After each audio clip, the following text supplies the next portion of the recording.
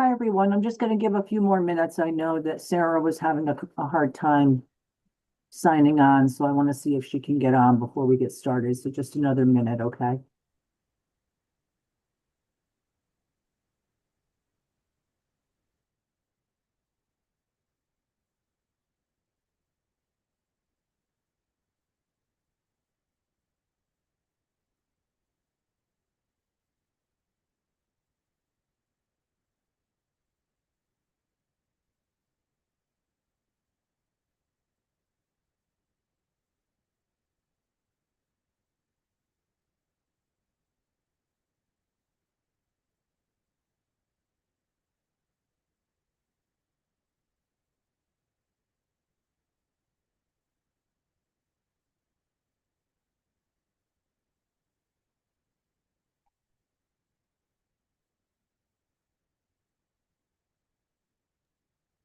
Okay, I see Sarah's joined us, so I guess we can get started if everybody's all set. This is the Court-Based Issues Subcommittee meeting for March 12th, 2026. We'll start with welcome and introductions. Thank you for everybody for being flexible with the Zoom. We just, with the end of session, time got away from us and we didn't get our meeting room scheduled, so we're only virtual today. So thanks for everybody's flexibility. I'll start. I'm Merritt LaJoy, Complaint Officer for the Office of the Victim Advocate and co-chair of the subcommittee. Sarah?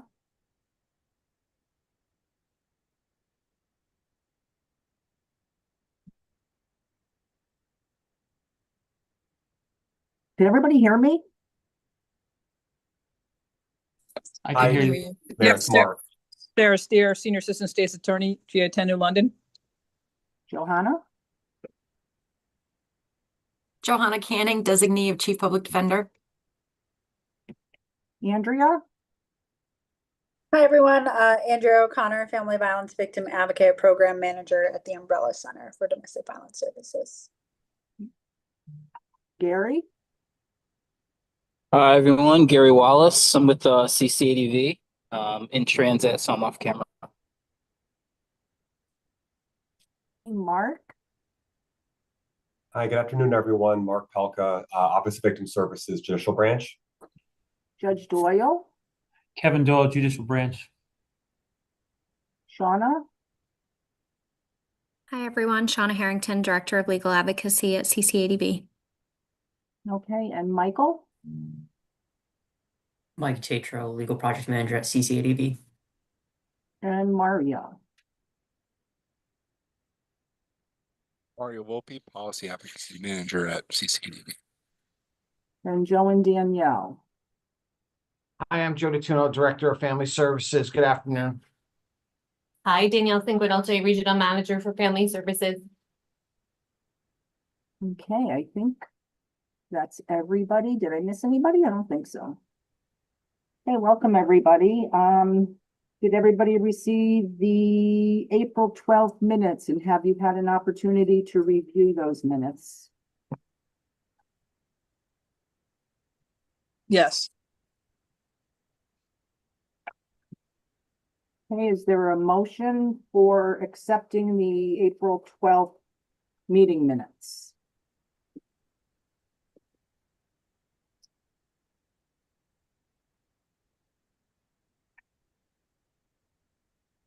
So moved.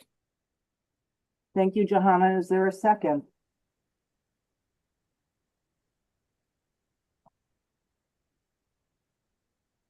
Second. Thank you, Shauna. Any discussion or changes to the minutes?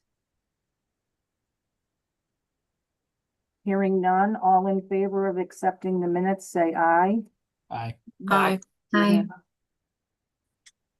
Opposed? Abstentions? I'll abstain because I wasn't there. Thank you, Andrew. Okay. Moving on. So at the last meeting, we talked about motions to modify or vacate a protective order. And I distributed, for everybody, two statutes, 54-227 and 54-228. And we discussed this, which what this will do is 227 and 228 speak to victim notification. A victim can, in 227, when an inmate, or a person, I should say, an individual makes an application for certain post-conviction events like release, applies to the for a sentence modification, a sentence review, parole, any post-conviction to be removed from the sex offender registration requirements or to restrict the dissemination from the sex offender registration requirements. As part of that person's application, they must notify the Department of Correction Victim Services Unit and the Office of Victim Services of their application. In turn, the Office of Victim Services and the Department of Correction Victim Services Unit then provides notification to any registered victims that they have that the person has filed this application or opportunity at whatever he's seeking. And then the victim, of course, has an opportunity to participate in those post-conviction matters. This is the most logical place to put, I believe, and we discussed this last time. Hopefully, and I did talk to Mark a little bit about it. Mark, did you want to update the committee on your communications that you've had thus far prior to us taking a vote on this? Yes, I'd be happy to. Yes, I reviewed the Office of Victim Services' ability operationally to implement this change. And the way that we see it proceeding, if this is enacted, is the judicial branch form, commonly called a notice of application, would be updated to include a checkbox for an individual who wishes to modify or vacate his or her standing criminal protective order, similar to other, opportunities for relief that are available for people who are incarcerated. And our office and the DOC would receive notice by completion of that form. And we would then verify if there are any victims who are registered to receive notification on that case. And if so, we will produce a letter to furnish the victim with information about it. So on that latter piece, the development of the letter, there just would have to be additional text crafted to inform the victim of an individual submitting a notice of their application. Because I guess the third part to the policy is that the court may only consider a motion to modify or vacate a standing criminal protective order if the notification has been provided. Then we would need to work with the appropriate entity within the judicial branch or the court to notify them that the individual has submitted a notice of application. We have reviewed as to whether there are any registered victims in that case and notified them. That shouldn't be too challenging from OVS's vantage point because we proceed in that manner with other sentence modification relief options as well. So, so operationally, we would be able to implement it here within OVS. And in terms of like the full breadth of judicial branch, impact from this or any sort of adjustment that would have to happen, I've made some coworkers aware that this proposal would be discussed today. And again, if it moves forward in July at the full meeting. And as always within the advisory council, if something moves forward, then eventually legislative liaisons are engaged to review in more detail. They may have, recommendations about language in the legislative proposal. But in terms of OBS's ability to operationally implement this, we see a path toward that. Mayor, I hope that's helpful. It is. Thank you, Mark. So that is 54-227. 54-228 is where it outlines what the victim's responsibilities are for registering for notification. And so it includes this now. These are like companion pieces, if you will. This includes now a victim's ability to register to receive this type of notification as well. So 54-228 is the request by the victim, and 54-227 is the obligation of the person filing the motion. I know Sarah had sent me an email and wanted to know if we could make a change in the language that the notice be sent to a victim at their last known address. I apologize for the ringing of the phone.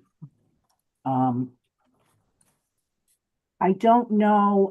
I know that victims are required to keep their information current. And so I think probably policy at the Office of Victim Services, and Mark, you can correct me, is it would be sent to their last known address, the last registered address. Is that right? That's correct. What information, email or phone, or email or mailing address we have on file is what we will use. So however they choose to register for that notification. Right, and with the submission of the judicial branch form with us requesting notification is what we enter and then maintain. Okay. And so I'm not sure, Sarah, do you feel that that's? Well, I guess, and maybe Mark, you could probably give us more detail on this. Do we have right now with victims that someone's been sentenced? I mean, how far back do you keep the addresses? The victims, how does this happen in terms of somebody wanting to change their address? Is it easy for somebody to change their address with judicial? Oh, yeah. We would work with them to update and change it if Okay.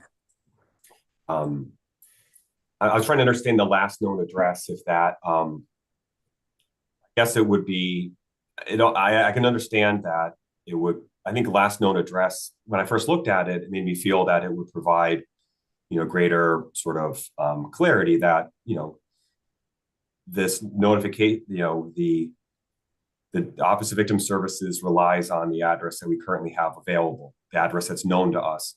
Right. We understand that the process we go through is to, receive the notice of application and then review as to whether there are any victims registered for notification on that case, and then we follow through with that. So I think that's how we interpret and apply the statute.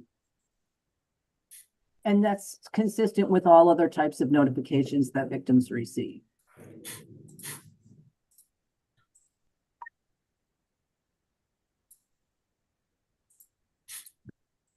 So I don't know if we, and I just wanted to put out there, and we did have this discussion, not really, they just answered the question, I should say, at the last full council meeting where I did ask if the plan is, once we make our recommendation, the plan for the full council is still to bring the legislative liaisons together. So the language that we see here, this may not be the final Right. product if the Right. council adopts it and makes a proposal. This is what we're putting forth as our recommendation. Then how they modify it and work with liaisons, it Right. could change. Did we want to add something about right to be heard? At a hearing. I mean, typically, I don't think I've ever seen a judge not let a victim speak at a hearing to vacate a standing criminal protective order. But do we want to get that codified?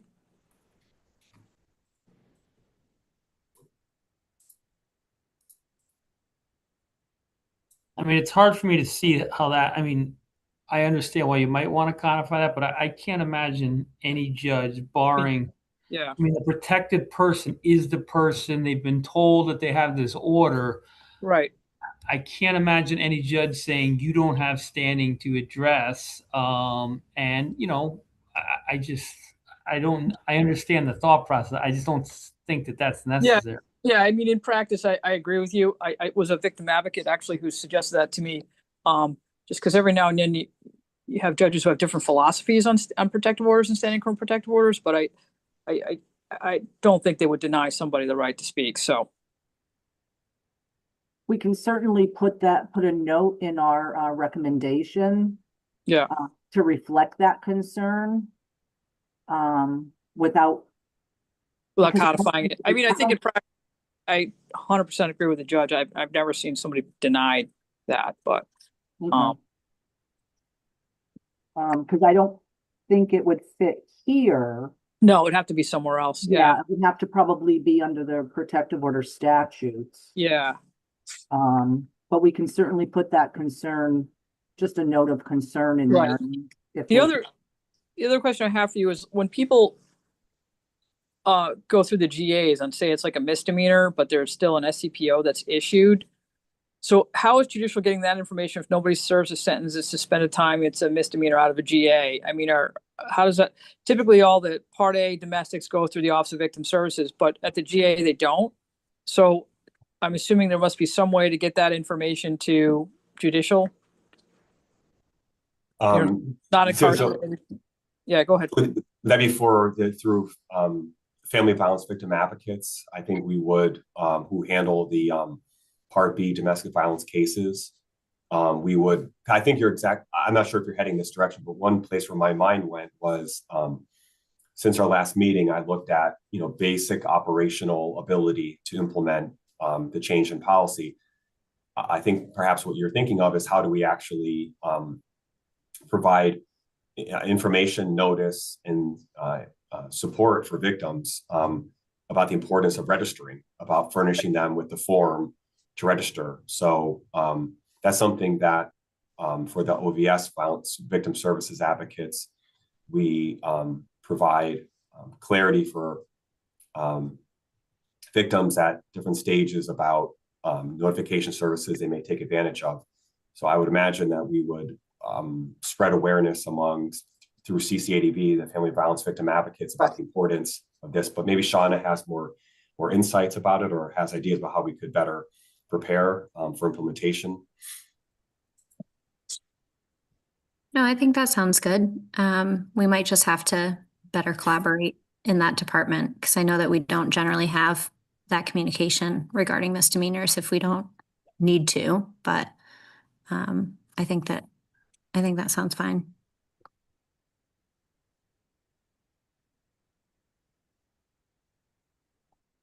I have I probably don't understand the process enough, but I see that this new language contemplates people, defendants who are still incarcerated at the time the motion's filed. Because in section C under 227, it says, you shall notify the Office of Victim Services and DOC. So obviously we're contemplating somebody who's still incarcerated. No, that's not. DOC has a notification program, pre-conviction and post-conviction. So somebody, okay. Yeah. So okay. So that they would follow up with DOC tracks the victim themselves. Even once the defendant is gone, DOC is going to be able to contact the victim or. Yeah, their registration is still active, even though the defendant is released. Okay. So if they get notice from a defendant that they have filed this application, they would simply go to their list to see if they have a registered victim and then provide that notification. Okay. But they wouldn't necessarily be incarcerated at the time. It's simply because DOC is one of our notification systems. And that's why to be able to capture as many victims as we possibly can here. So we have 3 ways to register for notification: with DOC, with OVS, and then with VON. So if we're trying to capture as many victims that may be registered, then DOC must be included, even if the person is out. Okay, so for notification, for victim notification, Office of Victim Services and Victim Services Unit at DOC, they're essentially the same thing. They're going to accomplish the same task. They're going to accomplish the same task, but they may have different registered victims. Not all victims that register with DOC will register for OVS. Some will, but not all.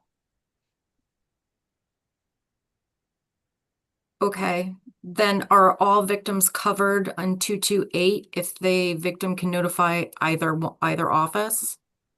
Yes, yes, because they're registering with either one of those agencies. Sometimes victims register for both, Okay, but okay, it's the victim's choice who they register with. okay. Thank you for clarifying. Yep. Any other questions? Any other discussion? No.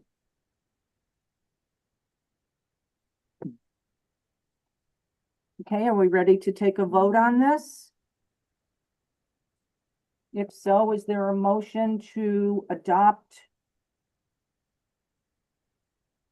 recommendation number 2 to amend Connecticut General Statutes 54227 and 54228 when a person files a motion to modify or vacate a standing criminal protective order?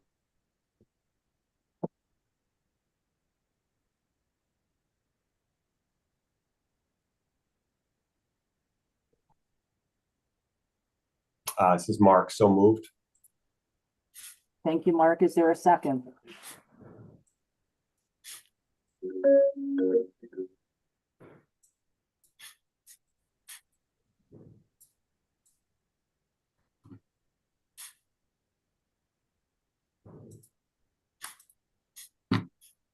I second. Thank you, Danielle. Any further discussion? All in favor, say aye. Aye. Aye. Aye. Any opposed? Any abstentions? Okay, this recommendation will be forwarded to the larger council.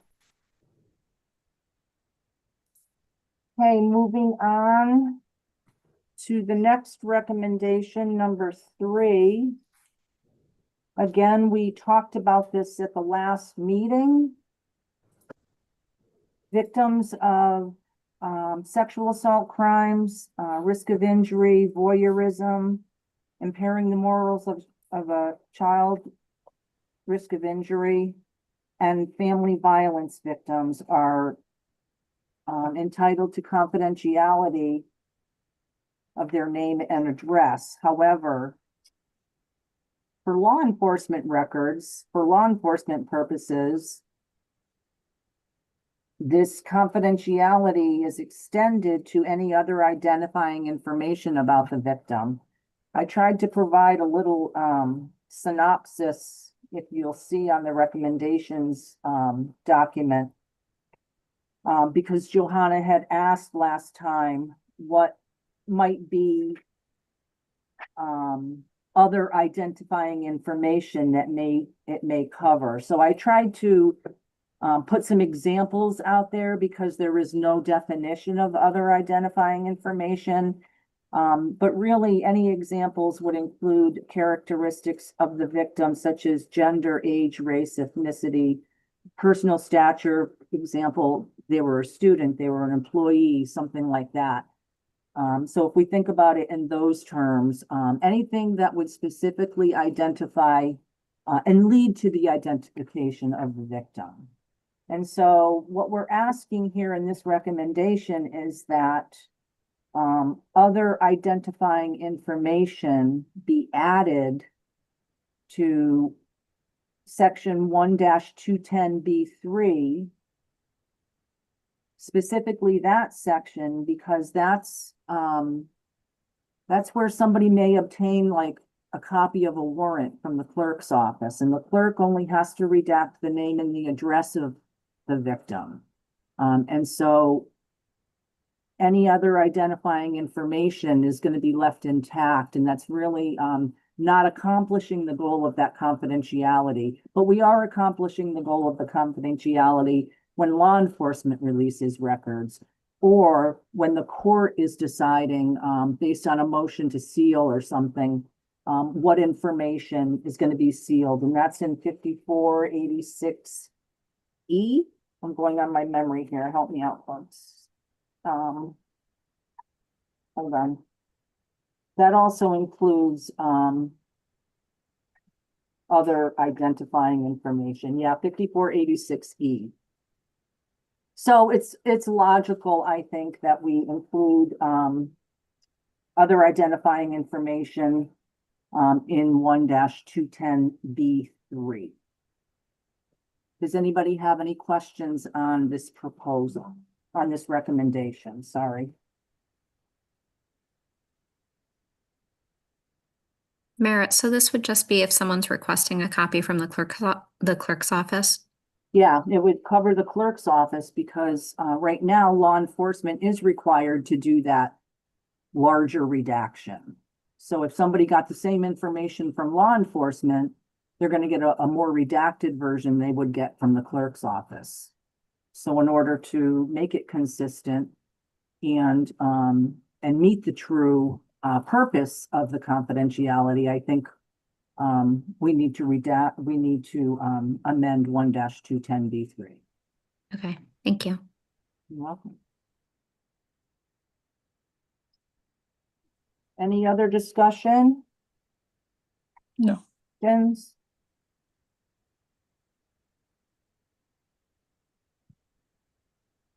Okay, are we ready to vote?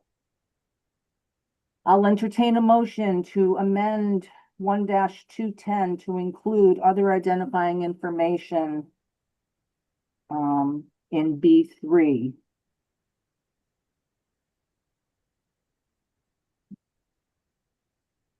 So moved. Thank you, Shauna. Is there a second? I'll second. Thank you, Andrea. Any further discussion? If not, all in favor, please say aye or raise your hand. Aye. Aye. Aye. Opposed? Abstention? Okay, recommendation 3 will be moved on to the larger council.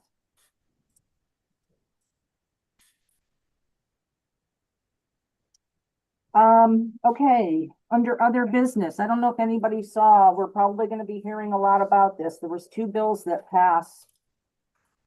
And I just wanted to, I'm sure the council will be talking about it, but I just wanted to bring them to your attention in case you missed it. The 5313. This is going to be interesting. This was an act concerning the development and implementation of a plan for the use of a uniform statewide case identification codes in domestic violence cases. It's Special Act number 26-8. This did pass. It's effective upon passage, so I imagine we're going to be hearing something about it pretty soon. And this may change depending on what comes out of this.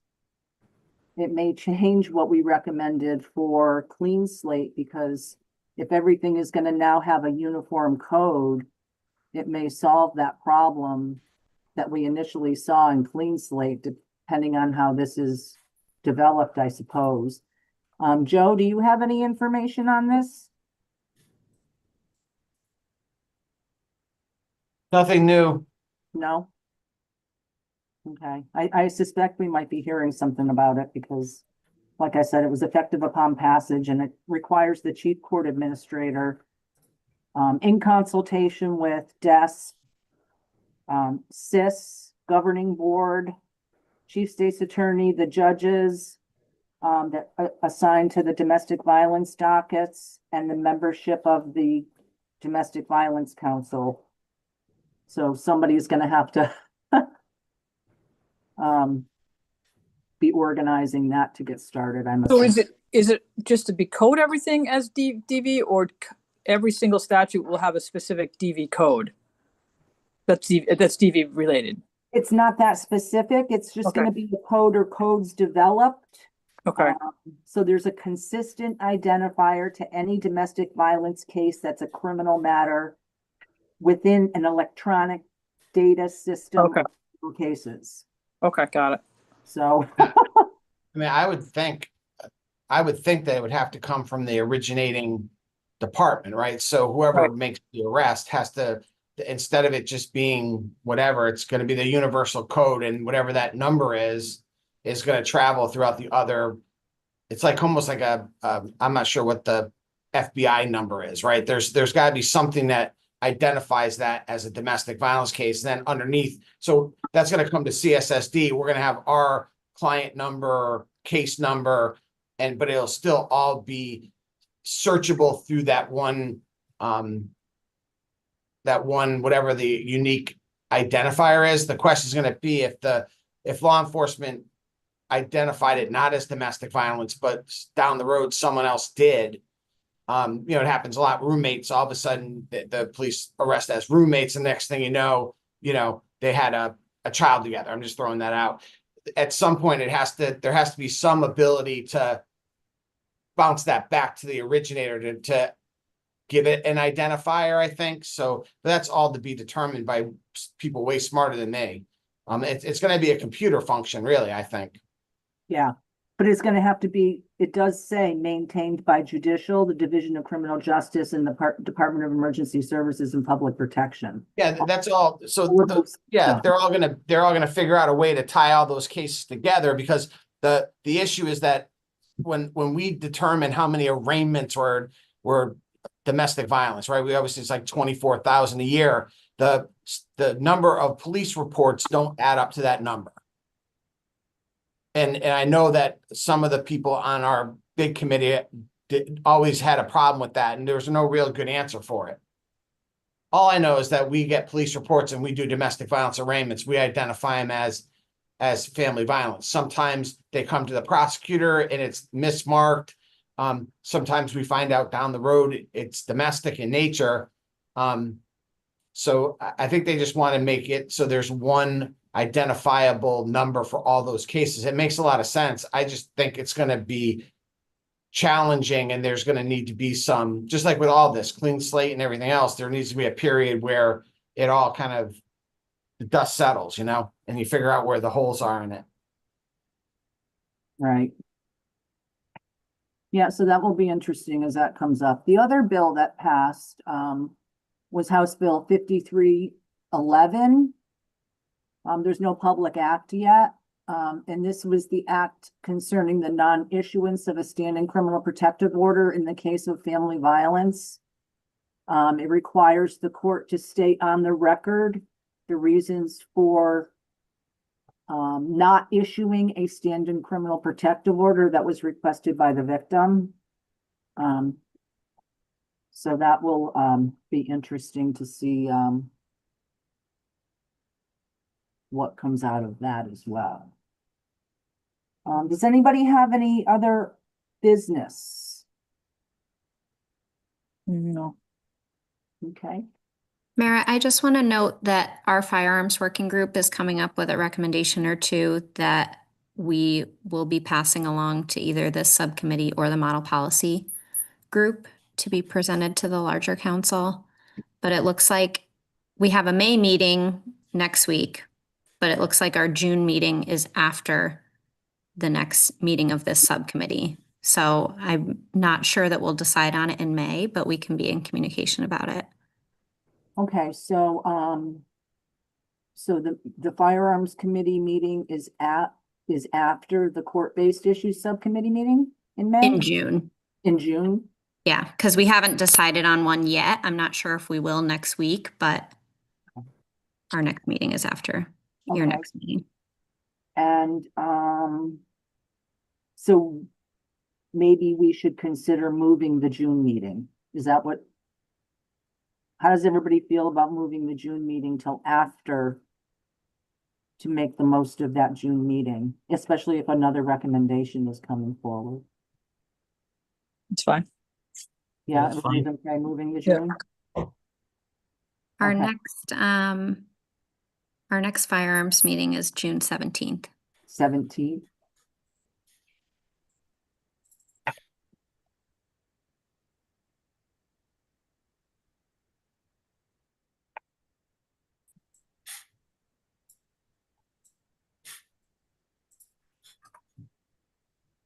How does everybody feel about the 23rd of June? It's fine. That's fine. And will that be in person up at the, will we be able to get a room that day? Yeah, No? we'll try to get a room at the LOB. I think Okay. we'll always have a virtual option, but we definitely will try to have an in-person meeting as Okay. well. So we'll say June 23rd for our next meeting then. Yep. That works. Okay. Okay, does anybody have anything else? Okay, we need to start thinking about, we need to maybe go back to our charge. We can distribute that if everybody needs it. We need to be thinking about some next agenda items. So at the June meeting, can everybody kind of look at what our charge, and we can distribute that again, the call of the council. And I think we've tackled a lot in the last few meetings. So now if we can let that set in and see what else we're going to explore, hopefully we'll have some good outcomes. So next meeting is June 23rd, Tuesday. And if there's nothing else, is there a motion to adjourn?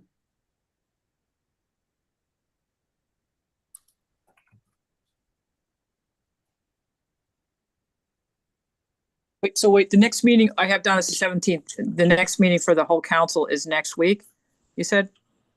No, I'm sorry. The next meeting of this subcommittee will be June 23rd. Oh, okay. We have a firearms meeting next Wednesday and then on the 17th of June. Okay, so ours is the 23rd. Got it. I'm sorry. That's Got okay. Okay. And then the full council meets in July. You have a date on that? It's the Yeah, 22nd, I believe. 22nd. Thank you, Mario. Okay. All right, so motion to adjourn.